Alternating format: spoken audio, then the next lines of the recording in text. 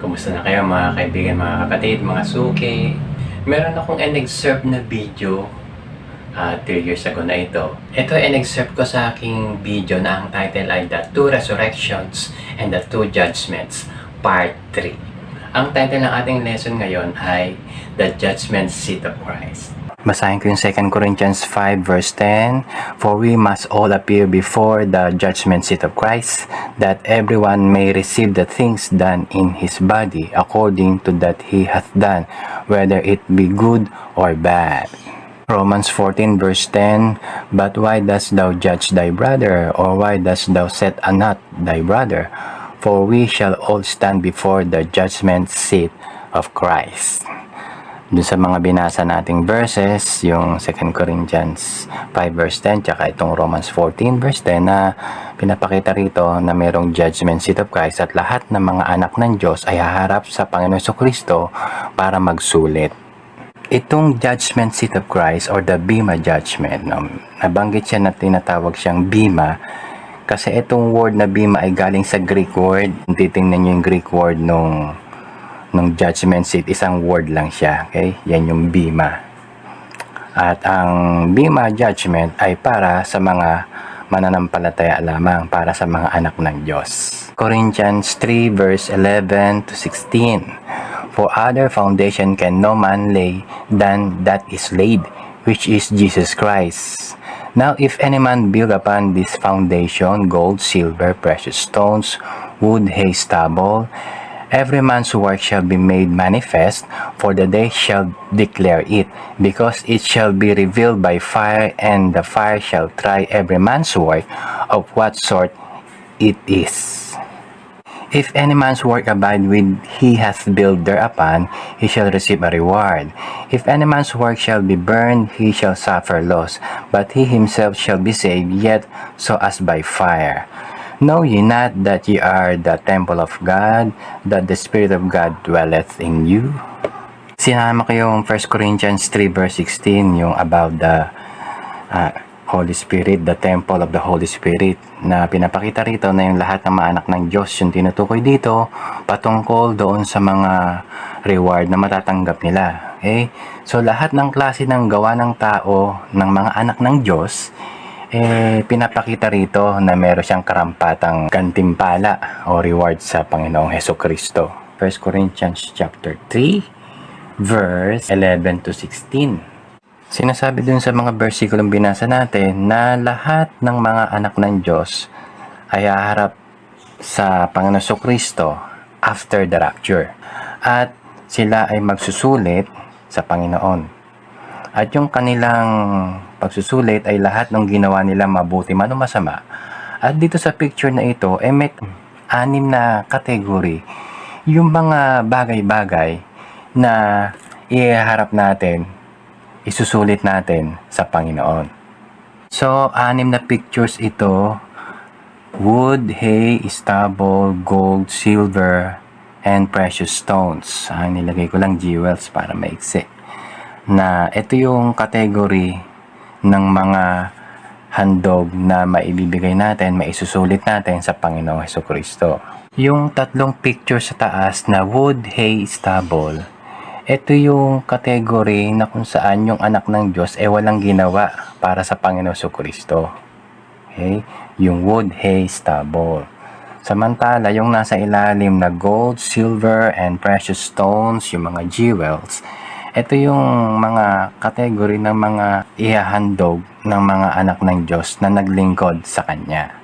So, dun sa mga Kristiyano, sa mga tunay na anak ng Diyos, na alam mo yung kategory mo, alam mo kung anong klase yung paglilingkod. Kung hindi ka naglilingkod, alam mo na kung ano yung nasa iyo, di ba? Yung 3 nasa itaas. At kung ikaw ay naglilingkod, ay yung sa bandang ibaba ng mga pictures na to yung sayo.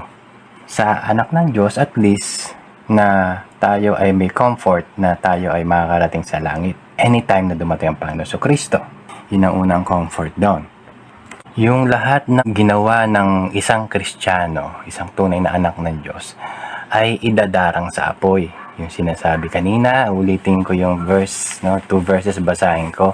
1 Corinthians 3 verse 14 to 15. If any man's work abide, which he hath built thereupon, he shall receive a reward.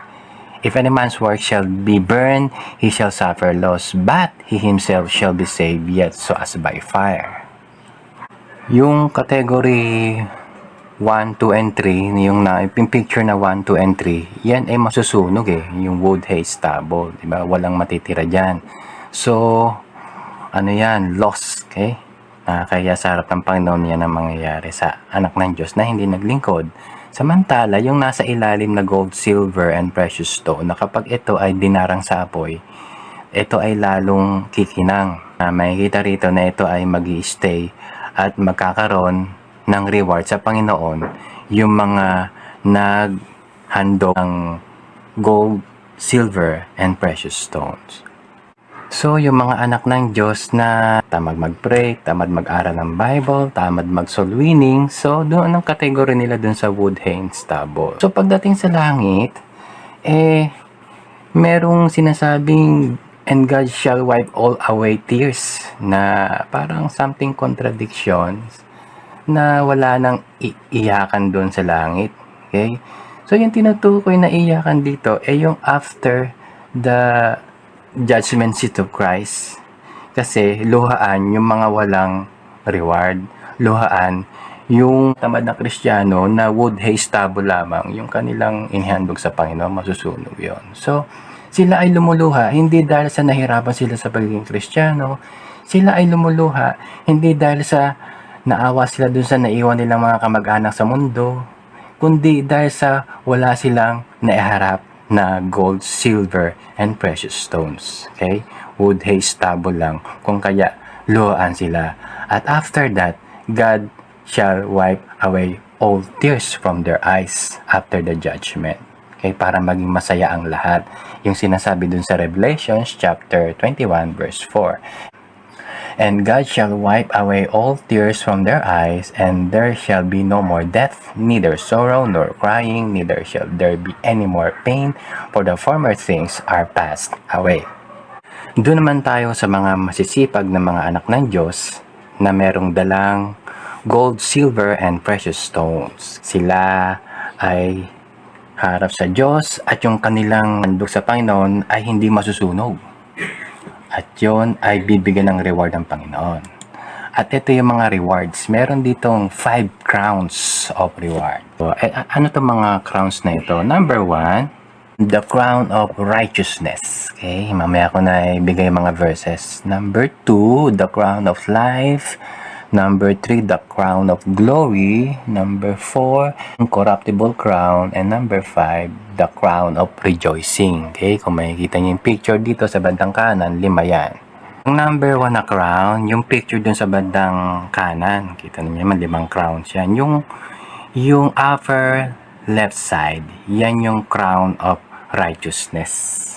Okay, na sinasabi rito sa 2 Timothy chapter 4 verse 8, henceforth there is laid up for me a crown of righteousness, which the Lord, the righteous judge, shall give me at that day, and not to me only, but unto all them also that love his appearing. So, sinasabi rito ni Apostle Paul, okay, na siya ay makakatanggap ng crown of righteousness dun sa Panginoon pagdating dun sa judgment seat. Okay? At doon sa lahat ng mga tao na nagmamahal sa pagdating ng Panginoon. Okay?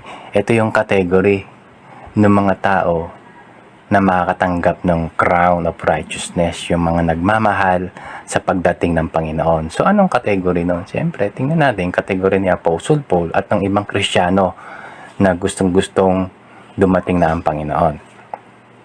Ang maganda pa rito, sabi rito, but unto all them.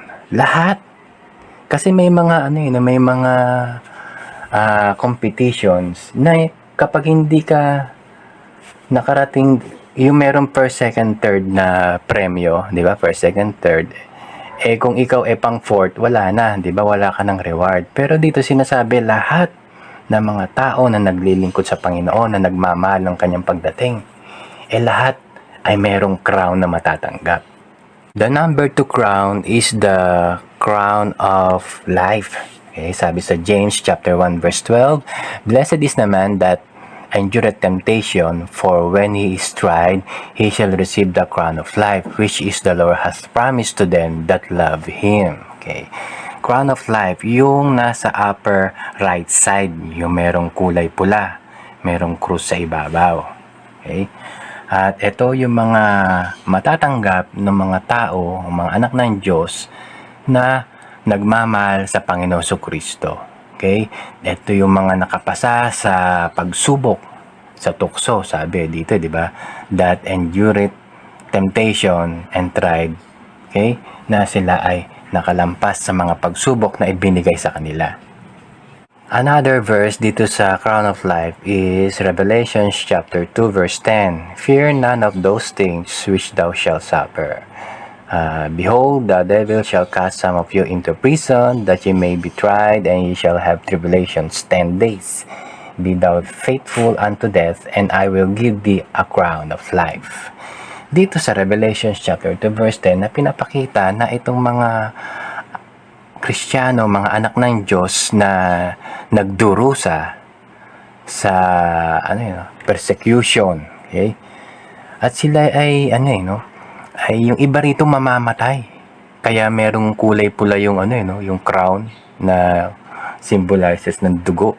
Na dito mamamatay na hindi sila bumibigay sa kanilang pananampalataya. Okay? Crown of life. Number 3 crown is the crown of glory. Sabi sa 1 Peter chapter 5 verse 4, "And when the chief shepherd shall appear, he shall receive a crown of glory that fadeth not away." Ito yung crown na nasa gitna, yung malaki na merong krus. Itong category ng crown of glory, yung mga katanggap nito commonly, tinutukoy dito mga mga elders, mga pastor, kasi nababanggit dun sa verse 1, the elders, di ba? Tapos sa verse 2, feed the flock of God. So, ito yung mga lingkod ng Diyos na nag-aalaga ng simbahan, ng mga tupa ng Diyos. Meron sa kanilang, aside dun sa, kasing iba makakatanggap ng crown of life, crown of glory, di ba? Yung una, yung 1 and 2. Kasi merong makakatanggap ng 3 1, 2, and 3. Ganyan, di ba? Hindi lang isang crown na matatanggap ng isang anak ng Diyos. Depende kung ano yung effort niya. Okay? So, dito, yung effort ng mga naglilingkod na mga pastor, commonly mga pastor ito, mga ministro. Okay? Na sila ay makakatanggap ng crown of glory. Next, number 4 crown. The incorruptible crown. Yung picture sa yung crown doon sa bandang lower left side, okay? Yung puro tulis-tulis. Lahat naman na may tulis na. Sabi rito sa 1 Corinthians chapter 9 verse 25, "And every man that striveth for the mastery is temperate in all things. Now they do it to obtain a corruptible crown, but we an incorruptible." So, pinapakita rito ni Apostle Paul na makakatanggap din siya ng incorruptible crown. At itong crown na ito ay para dun sa mga nagmamastery. Okay? Kumbaga, meron silang special skills na ginagawa na extra effort ng paglilingkod sa Panginoon. Yung keyword dito is mastery. Okay? Kasi hindi lang naman basta mga pastor yung kinakailangan na mag-mastery, na kumakuha ng masteral, di ba? Yan, alam sa mga school, di ba?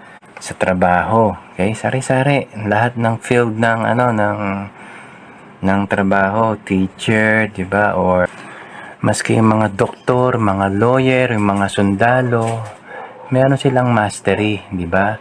Meron kumukuha ng masteral, di ba? At saka ng doctorate. Yan. Anong purpose nun? Commonly, di ba, na kaya ka kumukuha ng doctorate degree para tumaas yung rango mo, syempre kasama ang sweldo, di ba? Ang purpose nun, hindi lang basta sa rango, kundi yung kapag ikaw nag-retire na, malaki ang makukuha mo.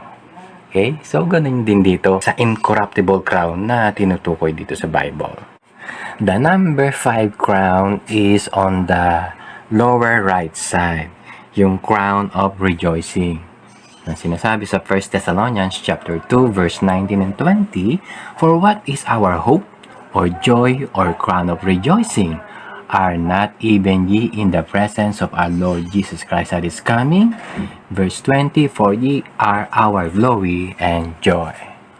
Itong crown of rejoicing, ito yung crown na ibinibigay ng Panginoon Jesucristo dun sa mga anak ng Diyos na masipag mag-soul winning. At yung kanilang motibo ay hindi para makatanggap ng reward, kundi talagang mahal nila ang kaluluwa ng tao, na makita nila yung tao na naliligtas at lumalago sa pananampalataya. Sabi dun sa 1 Thessalonians 2 verse 20, "For ye are our glory and joy." Okay? Nakalagay glory and joy. Na pinapakita rito na yung crown of rejoicing, kay Apostle Paul pa lang is a rewarding na na makita niya yung isang tao na naligtas at unti-unti lumalago sa pananampalataya. Kay Apostle Paul, yan ay glory and joy na. Okay? Parang crown of rejoicing na sa kanya. Yung bagay na nakita niya dun sa mga tao na na-share niya ng gospel, na lumalago sa pananampalataya, na someday, makikita niya yon doon sa langit, na kasama niya magre-rejoice in the presence of our Lord and Savior, Jesus Christ. Ilan po mga kaibigan, mga kapatid, hanggang sa muli sa panibagong topic natin pag-uusapan, pagpalain tayo ng ating Panginoon.